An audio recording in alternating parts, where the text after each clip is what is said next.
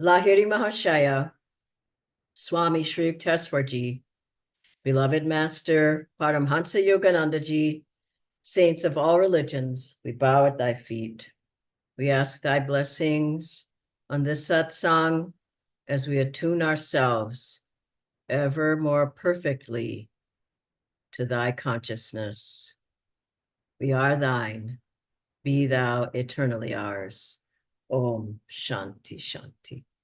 We'll have a song and then an excerpt from a talk by Swami Kriyanandaji. Welcome again, everybody.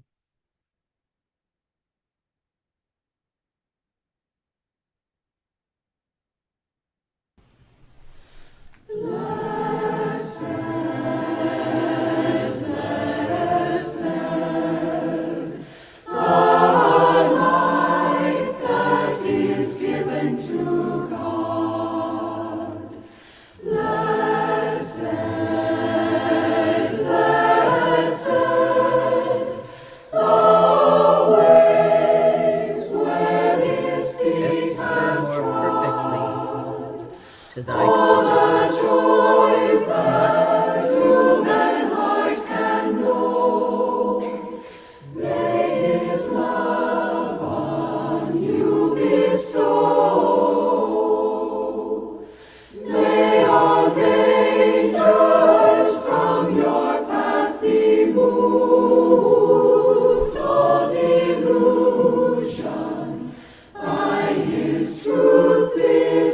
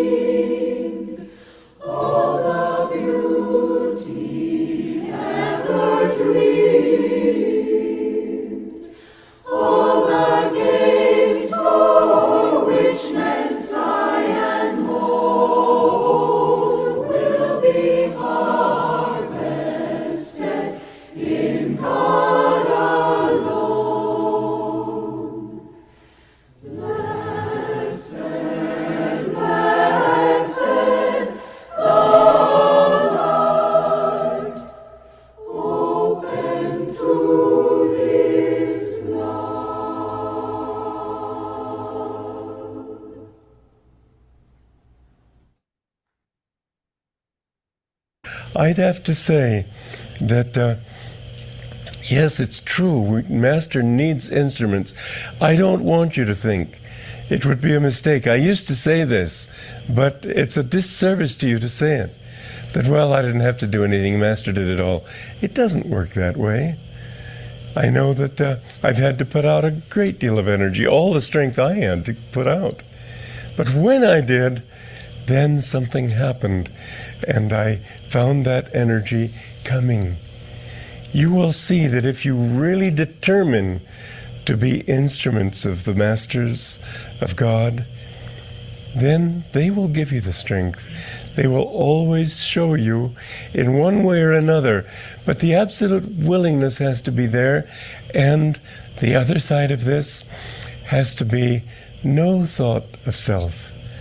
Now, mind you, it's a difficult balance, isn't it? Because you can't do anything if you don't think I'm doing it.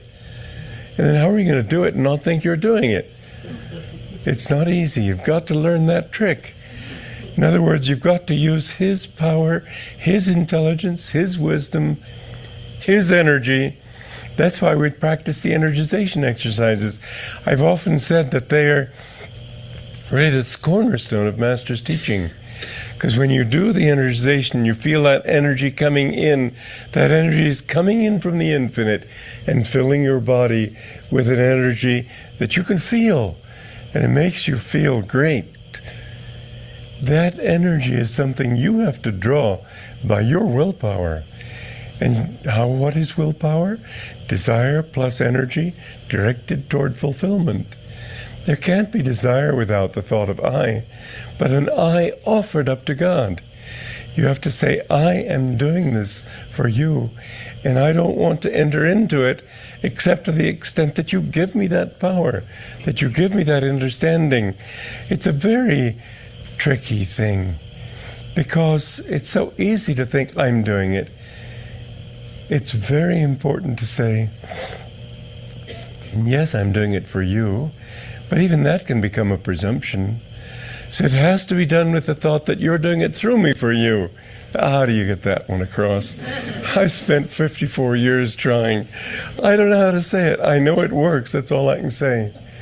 That if I really, and I have to say this is the truth, and I've always felt this way, I just don't matter. But I know when when I first came to his Sunday service, Bernard spoke the first Sunday, then Master spoke the next. It was 2 weeks after I met Master, which was on a Sunday. And Master said, and Walter came all the way from New York. Walter? Who was Walter? I looked around me. I saw that nobody was standing. He told me to stand up. I was looking at me. I said, okay, well, I've always felt that way, sort of, who, me? But you've got to accept, and this is what Master kept drilling into my head. You've got to accept that God wants to use you, not with your presumption, but with the thought that, okay, this is a secret. This is something that has to be done. When he put me in charge of the monks, I didn't think I want to organize the monks. They'd never been organized before. But I saw this needs to be done. And so I said, okay, if nobody else will do it, I will do it. And in that spirit, I did it. And many times I used to think, well, it's got to be done. And I'd wait for somebody to do it. Nobody did. So I thought, well, heaven's sake, if it's got to be done, I'll do it. And with that spirit, I've done it. Always willing and eager for somebody else to do it first. But if it didn't happen, never did I push myself forward. But I didn't see many people doing it. You know, hundreds of people must have heard Master at that lecture in Beverly Hills. Hundreds. Thousands of youth must go north, south, east, west. I am sowing these thoughts in the ether, and my word shall not die. That was a powerful lecture. I have never in my life heard such a powerful lecture. I looked around me. Everybody thought, oh yeah, nice. I'd like to start with just a brief reading from this book, Whispers from Eternity, Master's Poems and Prayers. My Guru. I'll just read an excerpt from this. Thou light of my life, thou camest to spread wisdom's glow over the path of my soul. Centuries of darkness dissolved before the shafts of thy luminous help. As a naughty baby, I cried for my divine mother, and she came to me as my guru, Swami Sri Yukteswar. At that meeting, O my guru, a spark flew from thee, and the faggots of my God cravings, gathered through incarnations, smoldered and blazed into bliss. All my questions have been answered with thy flaming golden touch. Eternal, ever-present satisfaction has come to me through thy glory, my Guru. Thou voice of God, I found thee in response to my soul cries. Slumbers of sorrow are gone, and I am awake in bliss. It's such an important topic and an important time of Guru Purnima, where we know that our Guru has found us, he's drawn us, he's brought us back to the path, he's given us teachings, he's given us techniques, he's given us Swamiji, he's given us centers to go to, books, music, Guru Bhais, and so much love through everything that Master's given us so that we can find God. That's the purpose of the Guru. It's not to just adore the Guru and say how proud, wonderful the Guru is and have his picture up on the wall. And Master came so that we can become one with God. That wave of our consciousness of God can merge with the ocean of infinity, the ocean of God's consciousness. And Master said many times, I killed Yogananda long ago. No one dwells in this temple now but God. And so, yes, the Guru, he changes us. He comes to change us. He changes our old habit patterns, our desires, our attachments through the teachings, through the techniques, but mainly through the consciousness of God that's flowing through a completely liberated master, an avatar, through our Guru, his consciousness. His consciousness was God's consciousness. God's consciousness was his consciousness. That consciousness flowing into us is what really makes for the change in us. And as we know, it's 25%. We put our effort out, 25%. Master, he said, I'll give you lots of my good karma so that you can get there. And then the rest is 50% is God's grace as we open ourselves through the practices, through sincerity, through dedication, through commitment, through devotion. We turn our cup up and God's power flows into us and makes a change. And Swamiji said when he first met Master, when Master touched him for the very first time, he said he didn't really feel anything outwardly, but he said, from that moment, do you know my life? And I completely changed from just that touch in his heart. And so the Guru comes to change us. Master said you won't be able to even recognize yourself. And he would say to different disciples, he said about Swamiji, look how I changed him. Look how I changed Walter. And he changed him through, yes, that power flowing through. But let's remember, Swamiji came and Master told him, I give you my unconditional love. Will you give me yours? And Swamiji, he said that he would.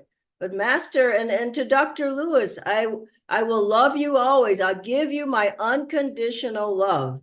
And when we open to that love, when we're desirous of it, when we long for God, when we want to have God in our life, when we want the Guru in our life, then he can come in. There was someone who said, Master to Master, I don't feel you as much as the other disciples feel you. How come? And he said, if you shut the door, how can I come in?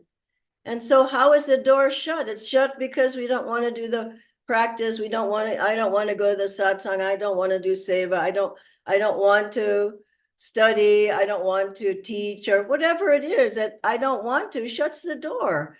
And Master Swamiji said with Master it was like a hotel. People came in, they checked in and they checked out. They came and they went. But then Master said, those who are our own, they never leave. There was an event where Master spoke and there were 5,000 people there. And one of the disciples, I think it was Dr. Lewis, said, oh, Master, there were so many people. We'll have so many students. It'll be coming for the classes and want some particular class. And Master said, well, there were a lot of people, yes. But I bet you how many will sign up for the course or for the class is 5. And Dr. Lewis thought that's not going to happen. How many came? 5. And so it's not a given.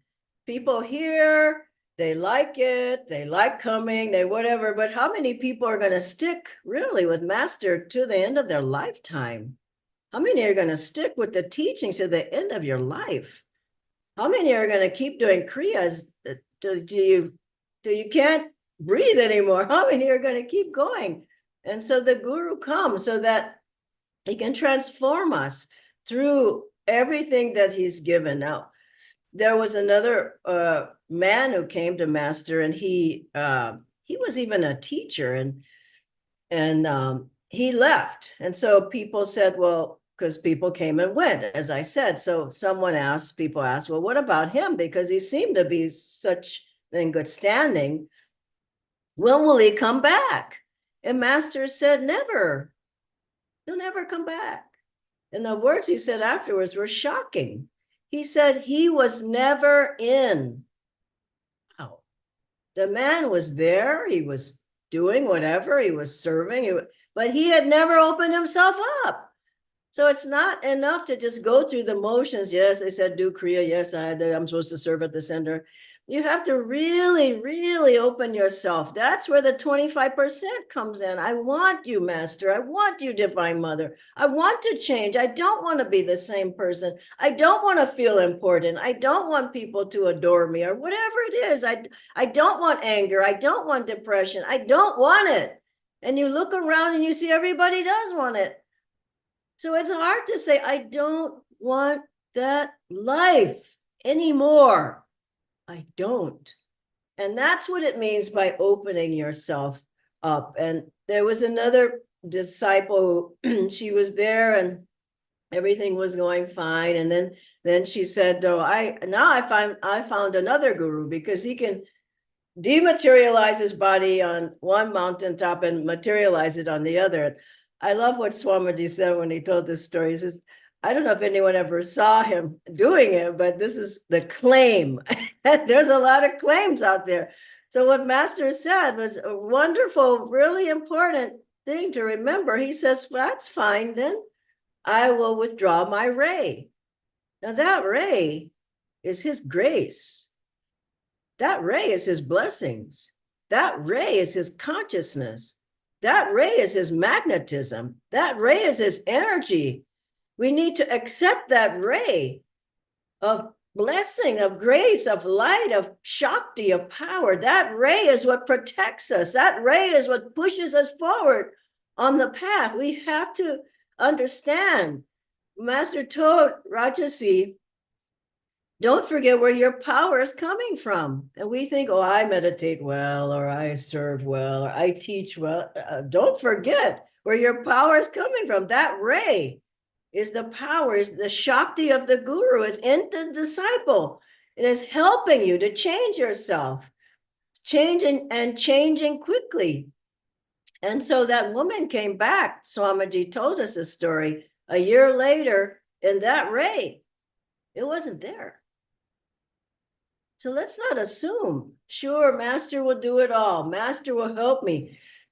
Master said to he said to one monk, he was with the other monks, he said, you will have clear sailing. And all the others looked at him like, what about me? What about me? And Master said, and you all will have clear sailing if you stay in tune. Wow. What does that attunement mean? So Master said, Rajasi found God because he learned how to listen.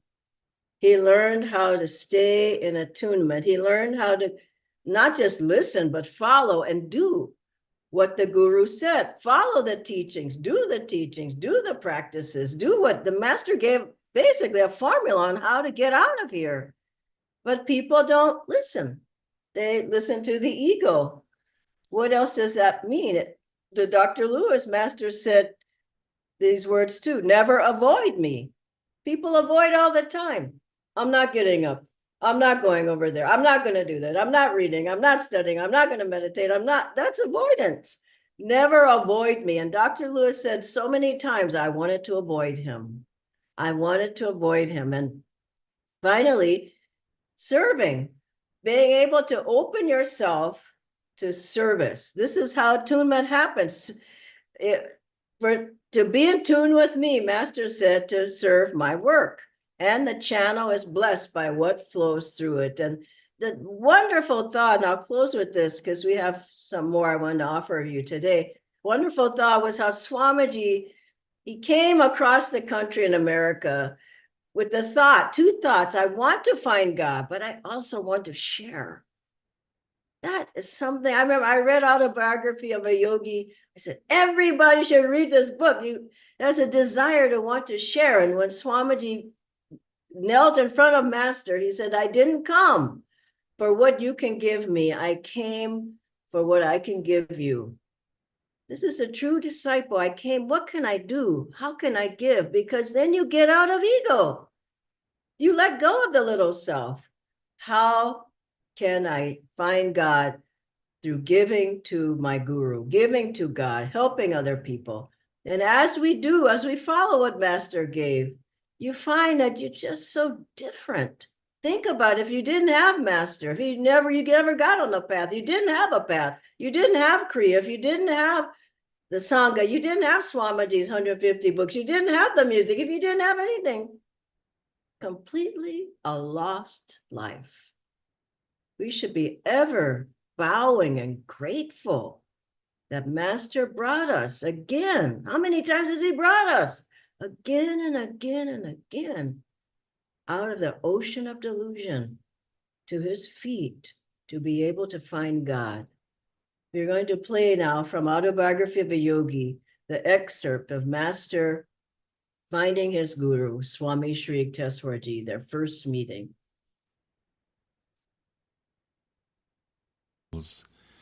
Passing an inconspicuous lane, I turned my head and surveyed the narrow length. A Christ-like man in the ochre robes of a Swami stood motionless at the end of the road. Instantly and anciently familiar he seemed. My gaze fed hungrily for a trice. Then doubt assailed me. You are confusing this wandering monk with someone known to you, I thought. Dreamer, walk on. After 10 minutes, I felt heavy numbness in my feet. As though turned to stone, they were unable to carry me further. Laboriously I turned around. My feet regained normalcy. I faced the opposite direction. Again the curious weight oppressed me. The saint is magnetically drawing me to him. With this thought, I heaped my parcels into the arms of Habu.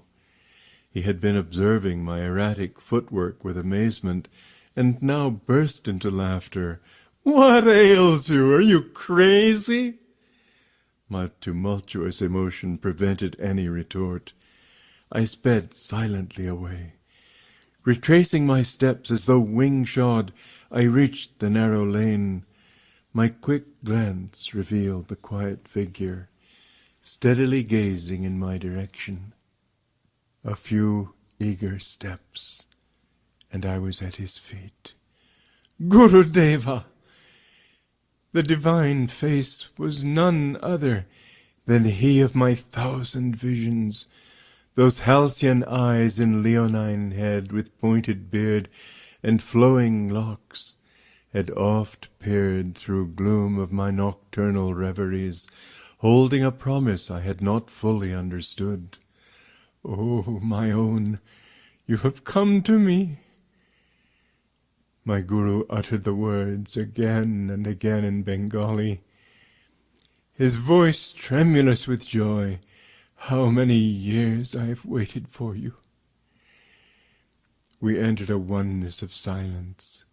Words seemed the rankest superfluities. Eloquence flowed in soundless chant from heart of master to disciple, with an antenna of irrefragable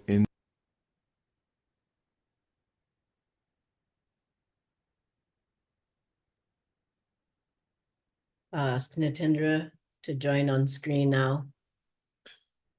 Thank you, Dhyanaji. We have a few questions. The first one, Dhyanaji, is why does it seem that some people draw more of the Guru's grace than others? I mean, some seem to be soaring and others perhaps bogging down. Honestly, I think it has to do with love. I mean, I've seen people who seem to be doing everything right, but they don't have any love in it. They're just going through the motions, like taking an exam. But if there's love there, like that disciple Horace Gray, Master said he's nearly fully liberated because Divine Mother's pleased with his devotion, not his kriyas, not he had higher kriya. And he was serving. He served the end of his life just pulling weeds out of the garden. He couldn't even walk anymore. He couldn't even stand up. He did it out of love. I think people miss the point.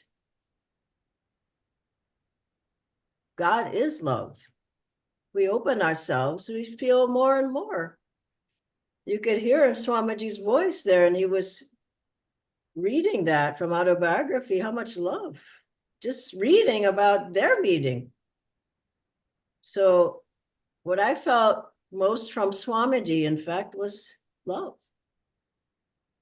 Why did I stay at Ananda? Love. And so I think people miss the point and think it's analytical, and it's when your heart is open, you just follow.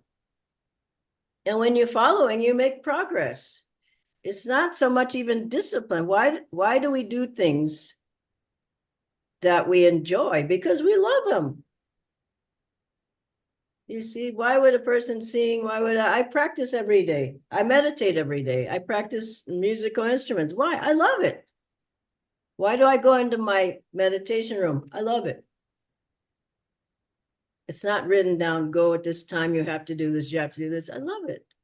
Learn to love it. And if you get in with the rest of the group and get in the satsang, you'll feel there's a power there. And if you have less love, somebody else might have more, and it'll rub off on you. And if you go to the kirtan, you're chanting and you feel so much devotion that you feel more love. And if you get a harmonium and start learning how to chant, then you get, more open in your heart. Remember what Master told Swamiji, you got to get devotion. And Swamiji got a harmonium, he started chanting. He was very intellectual, but he was the most balanced person I ever met. Head and heart completely in balance. So I think whatever you're at, you have to, Swami Sri Teswarji said, you can't take one step on the spiritual path without love. And he was a jnana yogi. So there you have it. I think the answer is open your heart, chanting, coming around, being with others, serving. Get out of what you think you know. You don't know anything. How do we think we know something? And anything could happen at any time. You could be taken away today. So I would say just have your heart open and just say, Master, Divine Mother, what you want, I want. What you want me to do, I'm going to do it. And I think people just get childish and they're upset about this and worried. And I would say grow up, become more mature spiritually. Okay, Thank then. you. Nanaji, I had two more questions. The first one is, I feel Master talks with me directly and I don't feel the need to ask anyone's advice on what he tells me. So is that advisable and okay? I'd say that's a trap. I've seen people who've said that, and I don't see them around anymore. So I think if I would get advice, if you really feel Master's talking to you, still, I would get advice from someone you respect. As Swamiji said, the picture is always smiling of Master. You take that smile, he's agreeing with me. Or I heard a voice and he said yes. How is your intuition so strong? I mean, even Swamiji said he didn't trust his. Wow. I mean, he would ask different ones, people at Ananda, what do you think about this side? What do you think about this? He never said, no, I'm 100%. I know exactly what I'm doing. Don't ask me, follow me. Never. I never heard that. And so I think you're gonna fall into a big trap and you won't be able to get out easily. If you're saying your intuition is 100%, I would rethink that. I mean, I've been on the path a long time and I would never say that. I ask people all the time.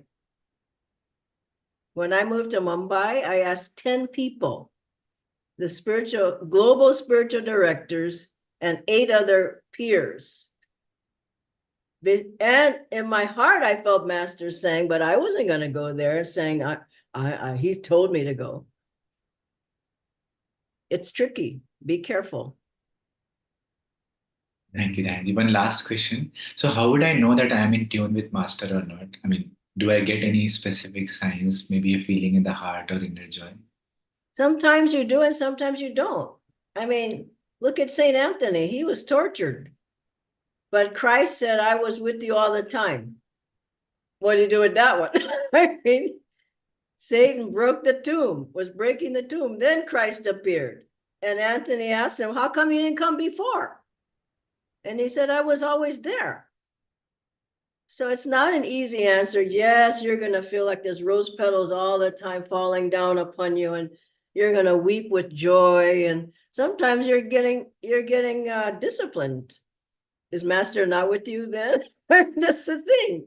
Nobody wants to discipline. They just want, the glamour and glory. I haven't seen any glamour and glory, but I have felt Master in strength, getting stronger through tests. Is he not with you in a test? No? So people are looking for something that's not realistic. The guru's there to bring you out of delusion, not, as Swamiji would say, if you're in a mud puddle, he's going to take you out. He's not going to fix up the mud puddle. So I think just whatever comes, just say, I know you're with me, Master. In any moment of the day, I know you're with me. You affirm it, even if you don't feel it, and you get it going through a test. Thank you. I know you're helping me. I know you're taking most of the test away. So here again, I would say, the path is for spiritual warriors. You got to want to get out of delusion. You can't want Master to fix up your delusions. I've never found never, ever found it happen. He strengthened me to go through and get out of the delusion myself. But he never, and Swamiji never pampered you. You poor thing, let me pat you on the back. I never got that ever once. But I did get out of delusion from getting stronger myself. God bless you all.